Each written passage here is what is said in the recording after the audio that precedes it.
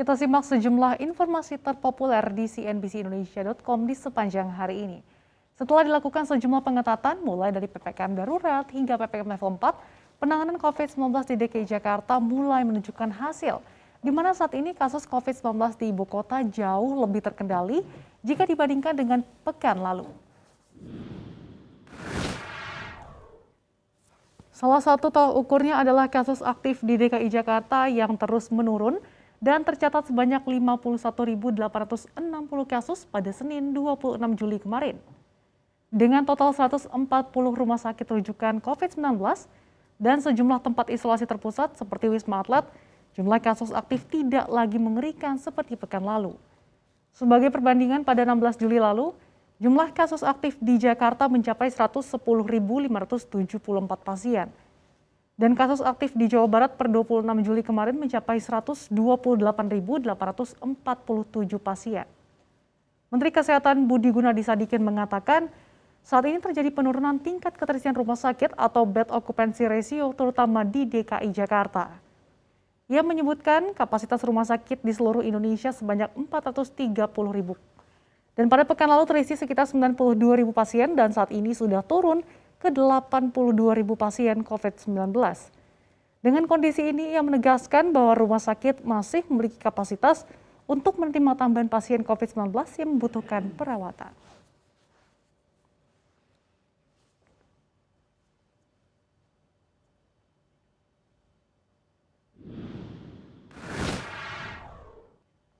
Sementara itu, kabar kurang sedap ini datang dari penelitian baru di China yang menunjukkan antibodi yang dihasilkan vaksin corona asal China Sinovac memudar dalam waktu 6 bulan.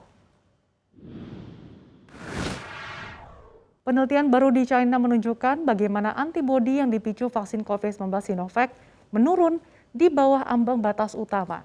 Oleh karena itu diperlukan dosis ketiga alias booster untuk meningkatkan antibodi yang dihasilkan. Hal ini terungkap dalam sebuah makalah yang diterbitkan pada Minggu 25 Juli lalu.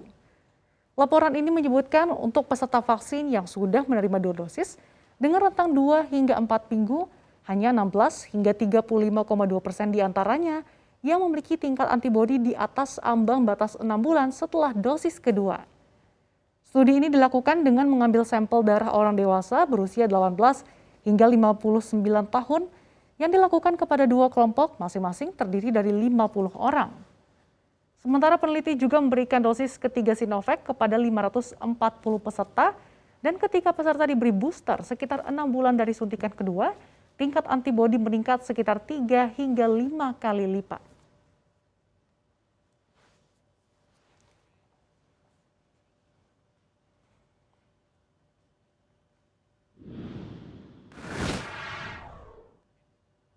Kita beralih ke informasi dari belahan dunia lainnya, ini dari negeri Persia Iran, yang mencatatkan rekor baru penambahan COVID-19 secara harian. Per Senin 26 Juli, Iran menemukan 31.814 infeksi baru dalam kurun waktu 24 jam terakhir.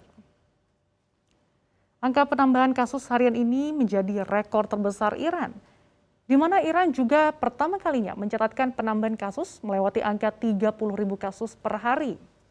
Dengan jumlah ini, Iran mencatatkan jumlah total kasus positif sebanyak lebih dari 3.700.000 kasus dan lebih dari 89.000 kematian. Lebih lanjut, penambahan ini membuat Iran sejauh ini mencatatkan rekor global untuk penambahan harian menyalip Indonesia. Dalam data Worldometers, Indonesia menempati posisi kedua dengan penambahan harian lebih dari 28.000 kasus. Kemudian diikuti oleh Rusia dengan penambahan lebih dari 23.000 kasus, dan Thailand 15.000 kasus. Namun meskipun Indonesia menduduki posisi kedua global, RI mampu mencatatkan kesembuhan yang jauh lebih tinggi ketimbang Iran.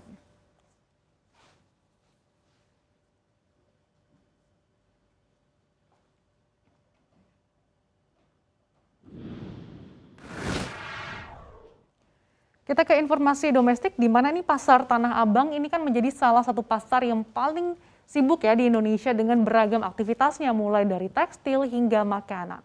Namun kini banyak kios yang justru kosong karena efek pandemi COVID-19 sehingga harga sewa kios pun kini makin merosot.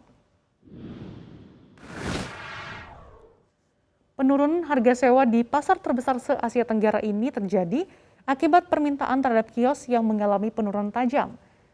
Selama 1,5 tahun terkena pandemi dan beragam pembatasan, membuat banyak pedagang bangkrut sehingga tidak bisa melanjutkan sewa kios. Salah satu pemilik kios di Pasar Tanah Abang mengaku lebih dari setengah pedagang di Tanah Abang sudah tidak beroperasi.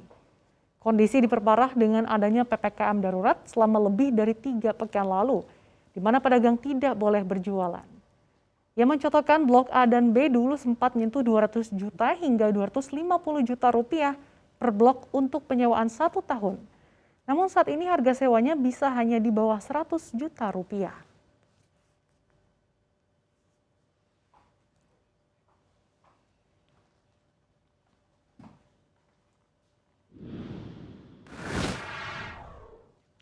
Demikian sejumlah informasi terpopuler di cnbcindonesia.com.